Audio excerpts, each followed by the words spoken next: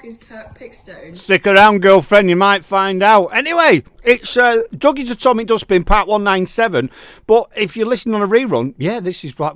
Or you're watching live, then we've started earlier. The reason we started earlier, Janice is she's a slave driver, really. I shouldn't say things like that, should I? She's cracking the whip, and she's got me doing 3 interviews tonight. So what we've had to do is come in half an hour earlier and then do an interview so we can get the 3 scrolls in. So, like we always say, we do interviews with bands, we do introducing, and they're not a one-hit wonder. We want a family, we want a movement, and we bring people on again and again and again, should they wish, or we think they're interested enough.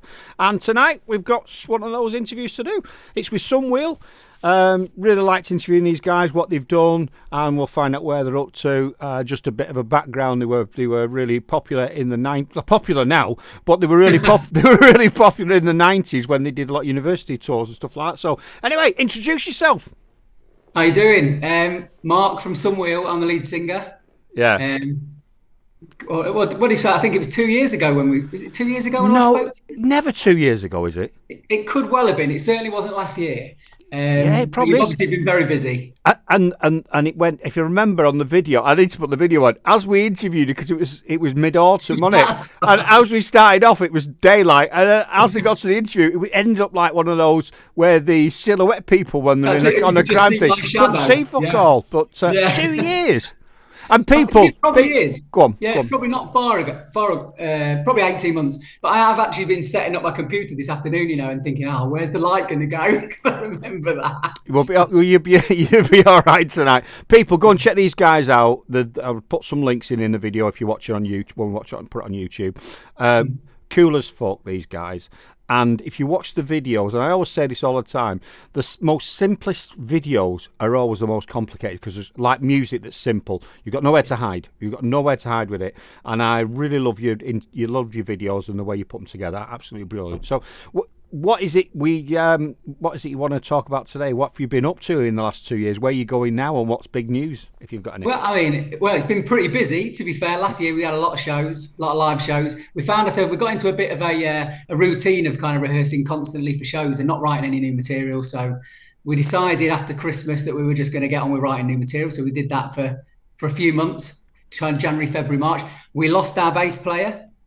We have found him again, but he's not with Sunwheel anymore. So I'm sure you're going to ask me about that. Well, I was not going to ask it, because that's up to you guys, isn't it? Do you know what I mean? It's like when the people go, when Oasis was split, when are you going to get back together? Fucking, they might want to talk about that. You might not want to talk about it. He might want to talk about it, but it's up to you. And no. I mean, there's nothing to it really. I mean, Matt just decided he's got a busy time. He's going to be a granddad and all the rest of it, and he decided that he wanted to step back, particularly as we look forward now. We're kind of looking at doing a lot more gigs around the country rather than kind of locally. Makes so sense. we've got Sheffield, we've got Leicester, I've got a homecoming show in Derby in November. We're playing in London in the new year, etc., etc. So we're going to be kind of busy, but not so much locally, if that makes sense. Yeah, and we all have this in life, don't we? Even with friends and family or whatever, things change. It's like when you can work in a fantastic job, get great money and then you might go, I'm leaving. They go, why you want to leave this amazing place? Well, because I want to do different things, and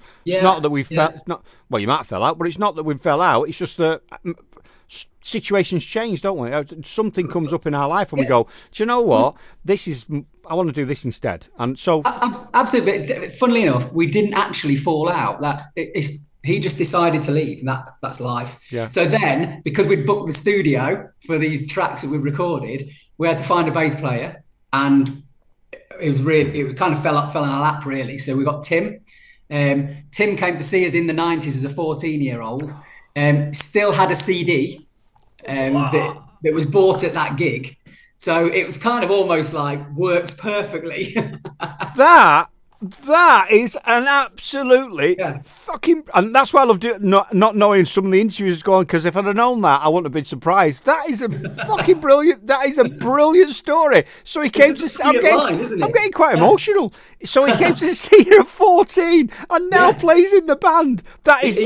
He actually told us a story that his older brother, who was about 18 at that time, had been out and he'd seen us, and he'd woke him up He was obviously in bed, a 14-year-old in bed, and he said, and his brother was quite drunk, and he was like, "You're gonna have to come and see this band with me. Come and see this band with me." And so he did, and then got the CD, and all these years later, he's in Sunwheel. Wow. That is, I love that. That is brilliant. That is absolutely brilliant. So fair play to him. And I bet he says to his brother, "You remember when you fucking woke me up that night and took me there?" Yeah. I'm in the band. So absolutely. Now, I hope he's going to wake him up and say, "Come and watch us play, our kid." Yeah. Well, I'd like to think so. We've played a few gigs with Tim now, and I don't think the brothers have turned up yet. We'd like to see that. Pair of bastards. Absolutely. Yeah. We'll sort it. Yeah. Well done to Tim. I love that story. That is because I bet when he was 14, if we chatted to him, I bet he watched you on stage going, "I would love to do that. That's just me. Wouldn't it be great to play with his band? Da-di-da." And then whoosh, and then he's on. I wonder what goes. It's been interesting to chat to him. I wonder what goes through his head when he first got on stage and did a gig going, "Hang on a minute." Do you know what I mean? Yeah, oh, that's brilliant. Absolutely brilliant. So anyway, what else has been going on? Yeah, so we've recorded quite a few tracks at Nottingham at Mount Street Studios, and we're back in again in September. So we're trying to kind of get 6 or 8 tracks nailed down, and then we've got a nice little bit of new material to take us into the next year, and all these gigs that we've kind of got planned. So we'll be releasing another single. I know that we've not really talked about the one we've just released. We're releasing another one in around October, November time. And keep things ticking along, you know. So yeah, but it's all good. It's all good. Well, you've got with life and social media and everything's going, everything's that fast moving. You've got to stay relevant, haven't you? So by releasing more tracks, got a new track. It's like releasing interviews. You've got to keep relevant. It's crazy, isn't it? How things are. It's like the last 2 years has been a massive learning curve. You know, for those of us who do the socials, particularly because, you know, we're all on Instagram, we're all on Facebook, we've all been on it for years, but never actually used it to promote something. Because suddenly all these kids are just like banging out material left, right, and centre, and we're like, how do you do that? Yeah, it's time consuming. There's a couple of things I've been doing on it. So I was like, how do they do that? And that's good. But what I also do from these videos, if you've seen any little snippets, because this will go out as snippets as well, is I put them on YouTube. Then I pay for Opus Clips. Then I copy that into Opus Clips, and it automatically chops it up. I ask it what sort of text I want on, and then it generates all the hashtags and a bit of something about that video, and I can go post it there, boom. Yeah. And then the other ones, what I do is I schedule them. So some of these might be on in about 3 or 4 weeks' time, and they might pop up. So you've got to keep it relevant, and people, it's like a slow churn. So you want to talk about the latest track? Is that Glorious Ways? Is that Glorious Ways? Yeah. It that one came out. Funnily enough, we'd demoed quite a few songs, and that was one of the last to be demoed. And when we demoed it, it was just one of those ones where I just thought, this has got single written all over it. It's a little bit different to some of our other stuff, but it's got a catch to it. So we were like, it's a summer song, let's get it out there. And so that's what we did. Yeah, Glorious Ways. So we're just about to release the video for that. Because I'm panicking now, because Janny spoke to me today and it goes in one ear, comes out the other. I'm thinking, hang on, these guys always produce the video, because I was going to play the track at the end of it, and I've just realised she sent. To be fair, she'll only have sent you a little clip of it, because the whole video isn't being released until next week. So you'll even see it's got unfinished in the It's a little teaser. I'll tell you what you do. Stay there, and we're going to show this to the people now. I'll probably have to. Whoa! I'm just thinking I might have to cut it out for YouTube, because you're not YouTube. I don't know yet. I'll leave it on and see if I get a strike. It'll tell me, won't it? But when you release it and put all your copyrights on, then I'll get a strike afterwards. So anyway, so we're going to show this little clip. Okay. Now, what do we say, Janice? We say, cue the VT. Cue the VT. She's always fucking. It keeps me at it. Here we go. A little snippet from Sunwheel.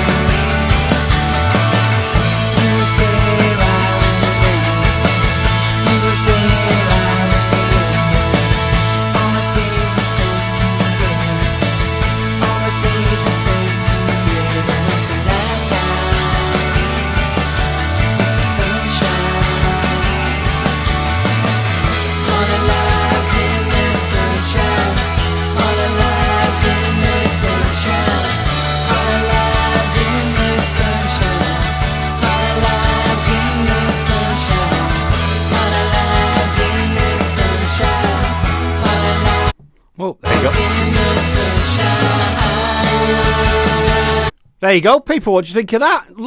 I love it, mate. Same again, video, like Chorus I said. kicks in right there. Hey? Chorus kicks in right there. Oh, have I cut it off too soon? Right here. Here we go. We'll go back to it. Yeah, we're going back.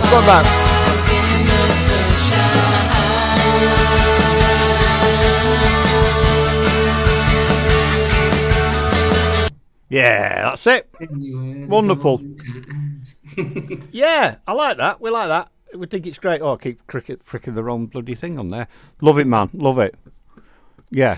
Cool. Great. Yeah, it's kind of got a summer vibe to it. It's kind of like, we're talking, and the song is kind of really about probably back in the 90s or whatever, having good times, no responsibilities, the sun's always shining. Yeah, I said last week on the show, and I hope we don't get offended by this, but it's very catchy, that, very summer. Hang on, I'll say it in a minute. But anyway, keep talking and I'm going to do something. Well, it's like just reminiscent of the time when the beer was always cold, you know what I'm saying? Yeah. So good times. And that's, we felt it was going to be a hot summer. We'll stick that tune out, and it's doing all right. Yeah, it sounds, it's got a bit of a, I said last week, it's got a bit of a Beach Boy sound to it. Really has. Yes. It's really got that set. I'm not. I know what you mean. I know I can listen to it, but it's got that Beach Boy sound. And then when you go da da da in the sunshine, and you don't be offended by this, but straight away I was like, oh, that sounds, because this is a dead catchy tune. Is this?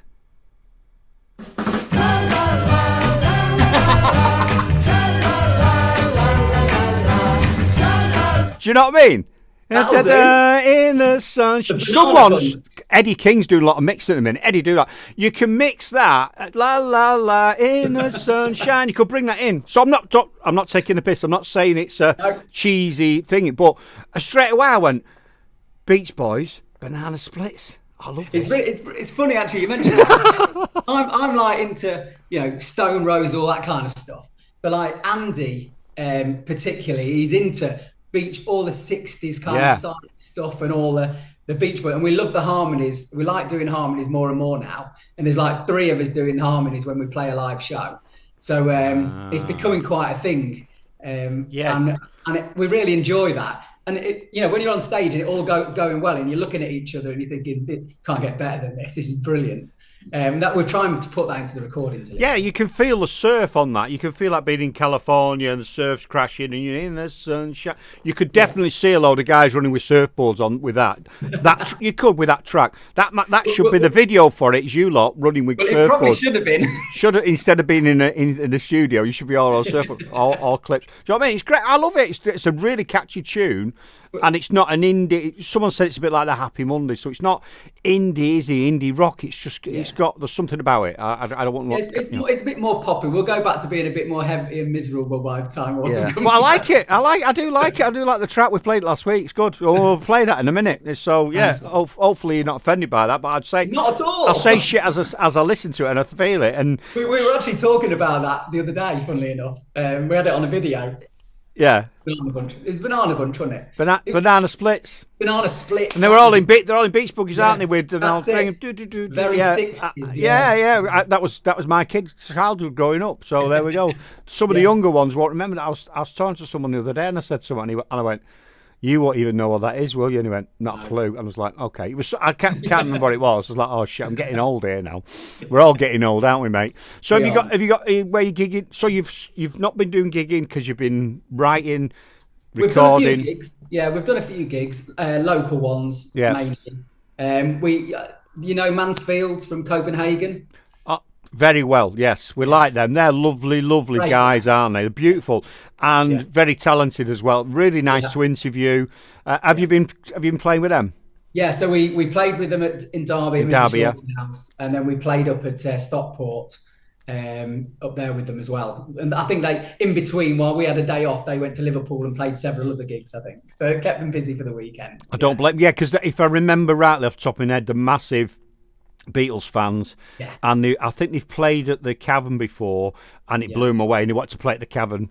That's it. We played at the Cavern with them, funnily enough. Don't tell them it's not the original one, but just you can leave them to it that it's the original place where the Beatles were. But we won't spoil just the fun. Just an amazing stage to play on, though.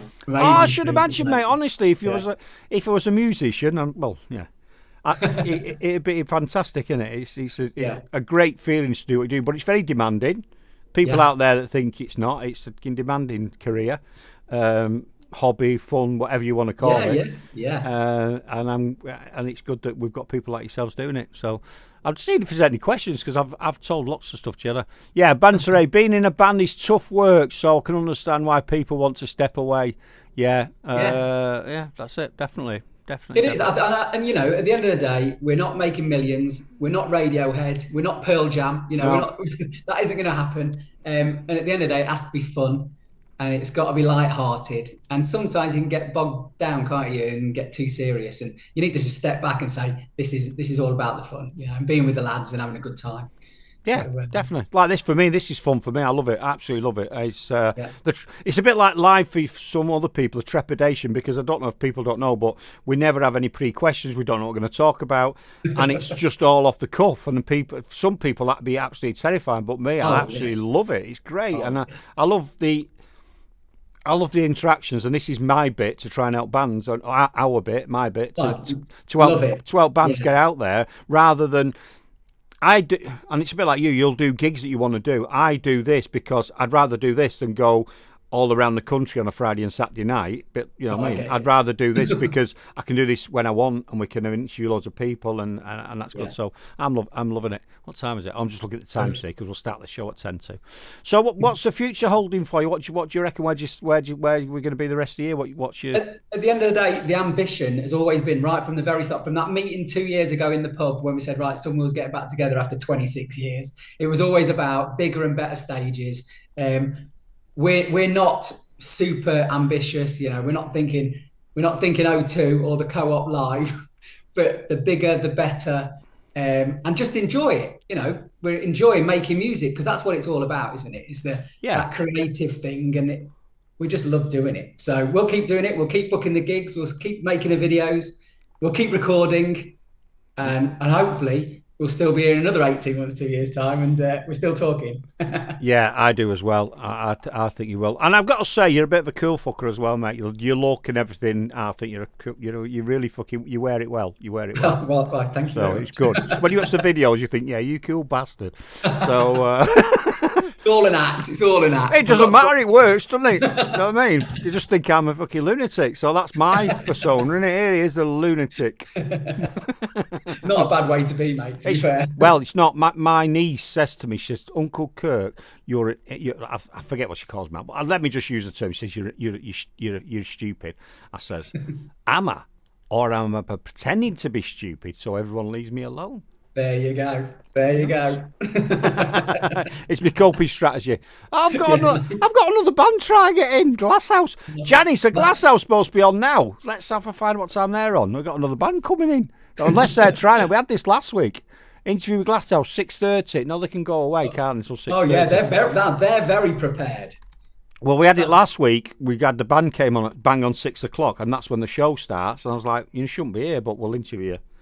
So it's like these guys are coming on. Right.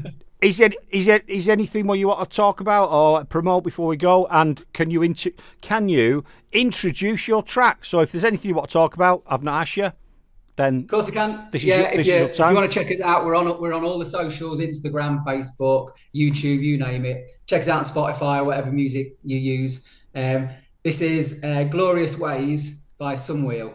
Thank you very much. Thanks, bud. Thanks, bud. I don't know you said Spud then. Thanks, bud. See you again. Come back on again. Hopefully, you've not lost any other members, and you've not got. Hopefully, we'll find him eventually.